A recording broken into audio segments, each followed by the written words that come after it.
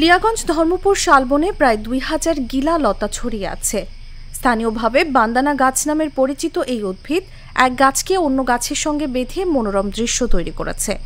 এই বন শুধু গাছ নয়, বিপন্ন বন খেজুর, আগর সহ আরও নানা প্রজাতির উদ্ভিদের আশ্রয়।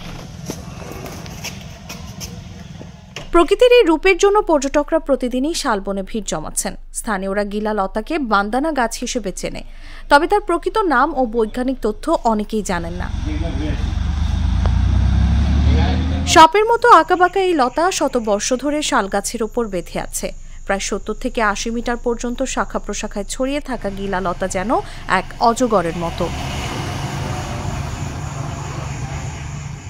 ধর্মপুর শালবন শুধু গাছপালা নয়, এটি মানুষের চোখে এক অপূর্ব প্রাকৃতিক চিত্র।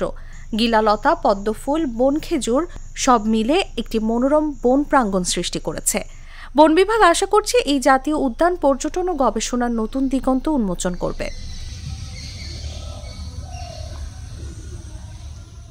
ধর্মপুর শালবনকে ২০২১ সালে জাতীয় উদ্যান হিসেবে ঘোষণা করা হয়। এখানে ২০০ প্রজাতির উদ্ভিদ রয়েছে। এই উদ্যানের গিলা উদ্ভিদ মূলত পাখির মাধ্যমে ছড়িয়ে পড়েছে।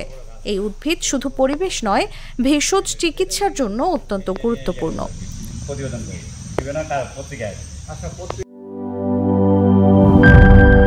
বিজলি কেবলস যে কোনো স্থাপনার বৈদ্যুতিক সংযোগকে রাখে নিরাপদ, কারণ এর স্কিন কোটেড ইনসুলেশন সম্পূর্ণ ফায়ার রিটার্ডেন্ট আর সেলফ এক্সটিংগুইশিং। তাই বিজলি কেবলস নিজেই নিজেকে নেভায়। বিজলি কেবল, নিরাপদ আজীবন।